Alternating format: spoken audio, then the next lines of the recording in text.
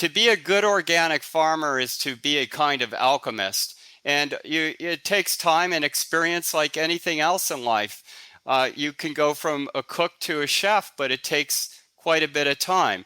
I would say the same rules apply to being a good organic farmer because it's a much more complex system of growing.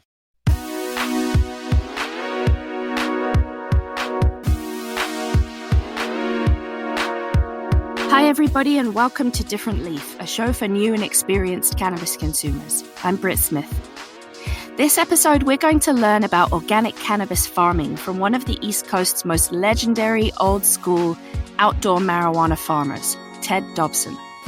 If you flip to page 21 in the fall 2019 issue of Different Leaf, the magazine, the edibles issue which you can find at differentleaf.com, you'll see cannabis farming expert Ted Dobson hanging out among some of his seriously tasty-looking, organic, sun-grown marijuana flowers in the fields at Equinox Farms in Sheffield, Massachusetts.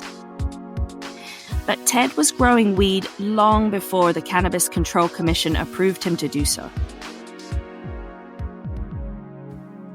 More than 30 years ago, he was selling pot on the underground market to guys on the New York Mets and a couple of rock and roll bands and also some quality chefs throughout Manhattan. But it wasn't like Northern California where the sun, soil, and air conditions are perfect for marijuana plants to grow. Oh no, Ted was growing weed outdoors in the full-on four seasons of New England. Since he's proven himself to be one of the most knowledgeable veteran cannabis farmers in this part of the world, I figured we should pick Ted's brain about organically sun-grown bud and what the future might look like for outdoor growing as our climate continues to change. Ted, thank you so much for joining me today. I'm really excited to pick your brain about organic pot farming. I am what you might call a complete novice at cannabis growing, and I tried my very best to do some indoor grows in my basement over this pandemic. But from what I've heard, it is actually possible to grow marijuana outdoors in Massachusetts, and you're kind of the legendary proof of that. So can you tell me how you started to learn growing cannabis and how you do it in Massachusetts? Well, let's start with the most ideal state where I learned, which was in California. I was a student of Alan Chadwick's at the Farm and Garden Project at the University of Santa Cruz, which was essentially a separate program sponsored by the university. Alan was a true legend in the field of biodynamics and French intensive farming. The university was definitely in the proximity of Ben Lomond and other hill towns where there had been a long history of growing cannabis. And I met some of those growers while an apprentice at the Farm and Garden. And after my tenure at the Farm and Garden Project, I moved to Mendocino and met growers who had been at it for decades. I spent a year plus in Mendocino, went back to Santa Cruz and got married to a woman I'd met there who was also interested in pursuing a life and livelihood in organic farming. And after getting married in Santa Cruz, we came back to Columbia County, New York, Hillsdale, where my family had a kind of a chalet. We skied in the early 70s at Catamount on the Massachusetts, New York state border. And that house had burned down, so they offered me the land as a kind of wedding present. So to your question, I came back with beautiful seeds from Mendocino, cannabis seeds from Mendocino and Santa Cruz. And what year was that? That was 1983. That was actually June of 1983. So super illegal. Super illegal, indeed. But my family offered me the house and the land and nothing else. My wife was intent upon being a homesteader. My feeling was that we needed farm equipment and we needed to be able to sell surplus vegetables. At that time, I knew nothing about the Berkshires or Columbia County, the Hudson River Valley, But it turns out we were quite lucky because this area is close to Manhattan, 2 hours plus away, and 2 hours away from Boston. And the type of vegetables and salad greens that I was interested in at that time, a lot of chefs in Manhattan particularly were also interested in, and they were also interested in marijuana. So Really? around, yeah, so I didn't anticipate that, but I couldn't get money from banks. And that one of the reasons that I grew cannabis at that time was I knew that if all else failed, I could probably sell that. Um, I wasn't an accomplished grower, but I seemed to have a green thumb coming out of the UCSC Farm and Garden Project and knew what I was doing. And I got lucky that year of '83, produced a few pounds and was able to sell it to chefs I'd met in Manhattan and buy a tractor because that Wow. first year we did everything by hand. So, did you come across any immediate issues growing West Coast crops on the East Coast? As the years evolved, or as the years went on, I should say, the strains that I had from California were indica based. They were very, very thick flowering, very, very sticky. And I had definitely gotten lucky in '83 because in '84, about 60% of my crop molded.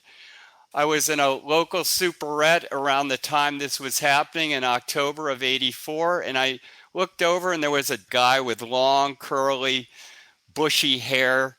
He looked kind of like me, and we just gravitated to each other. And within minutes, we were talking cannabis.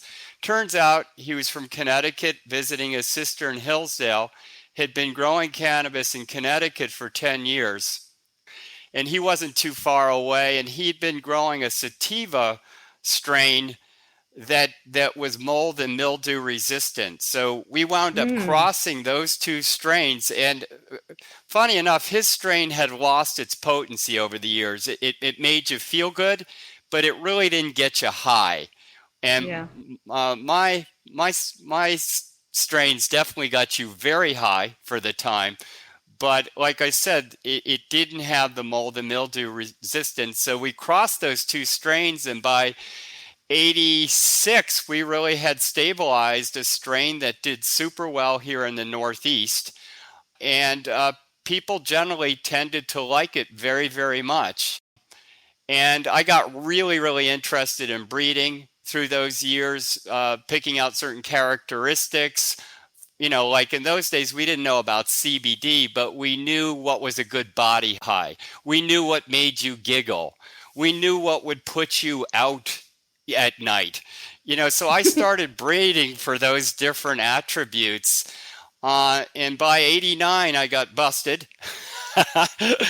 um, did a little time in jail, enough to wake me up. I had two children at that point, and long story short, I was able to fight my way through it because the local police had made so many mistakes in how they went about coming to my place with no warrant, for instance.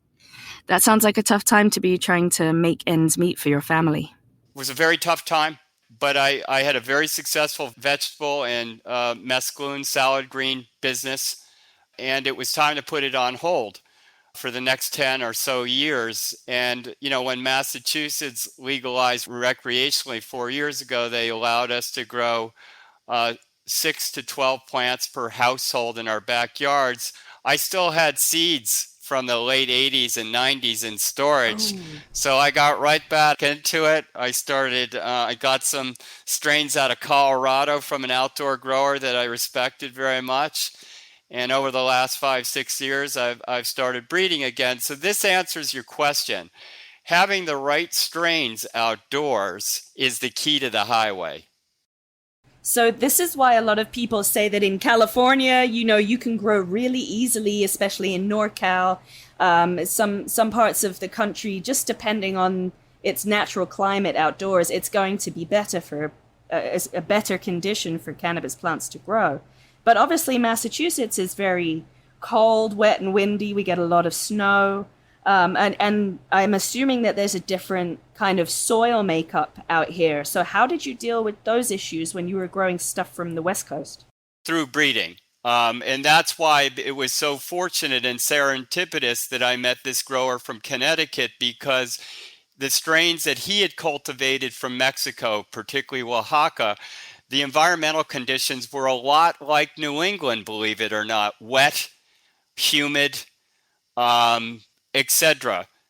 Obviously not exactly the same, but those sativa strains were much more resistant to disease and pests and the environmental conditions that we find here in New England. Um, so that's why I got into breeding, was really to stabilize strains that had the indica from California in it and all the attributes that go along with that. But really, my mission was to find strains and breed strains that were going to do well outdoors here. Eventually, I started meeting Vermont and Maine growers who I would say were the last of a generation of hippies who had moved here in the late 60s, early 70s, who had been into growing high quality cannabis for as long as many of the old legendary California growers. The thing is, we were looking at real jail time here in New England. We didn't have the kumbaya Right. that the Emerald Triangle, Humboldt, Trinity, and Mendocino have, where growers had been in contact with each other. There was much more leniency overall in California over a 50-year period concerning outdoor growers, because they were generating billions of dollars of revenue between the 70s to date, before even legality. And yes, the conditions out there are perfect for growing weed, but the bottom line is you can grow cannabis anywhere as long as you've got the right strains. And having said that, this has been the most challenging growing season of my career. Oh, yeah? What's it been like growing weed outside in New England this year compared to other years? To date, we've had 22 inches of rain this month. In July, it's been a monsoon. And a number of the strains that I'm growing for my partner, Theory Wellness, are not quite suited to an outdoor grow. They're from other areas in New England, even, that have other environmental factors. Most things aren't going to put up with 22 inches of rain. You know, I've been digging ditches and canals for the better part of this month to drain water off the fields. And so I'm enormously challenged. So this is a really deep and complex conversation, because we are now living in the future. I mean, global warming is a fact. It has changed the environment slowly but surely here in New England over the years that I started in 1983. But now it's become dramatic. We came out of 5 weeks of drought from late May through June, which is unheard of in New England, but that's been happening as a trend over the last 30 years. Real dry summers followed by wet summers. But to have a kind of drought for 5 weeks to be followed by biblical rains is just surreal. What does that do to the cannabis plants? It brings in all kinds of molds: Vercillium, Fusarium, fungal leaf rot. I'm sorry to say, it's a shit show. And because of the CCC rules and regs, along with Massachusetts Department of Agriculture, the way grows have been designed in our state is really for indoor, which started, medically speaking, for patients. So they really believe that a sterile warehouse-like space, for all kinds of reasons that could be monitored: bacteria, microbially, fungally, mold, mildew, and heavy metals, they weren't ready for outdoor grow. Half jokingly, I now realize the benefits of growing inside. Going through this particular growing season. Right. Never thought I'd be saying that. I was going to ask, I mean, everybody loves some sun-grown bud. I went to university in California, and everybody out there that I did this little gardening class with was growing their own bud in their apartment, on their terrace, on their roof. But I couldn't find that many people who wanted to grow it in tents inside their house, because they told me that it was a better tasting bud when you have a sun-grown cannabis plant. Well, particularly in California, again, because the climatic conditions out there are just perfect. Look, most of the best weed over the centuries, millennia, came out of the mountains of Pakistan, Afghanistan, Asia, etc. There's always been these differentiations in strains, so it's hard to say when they split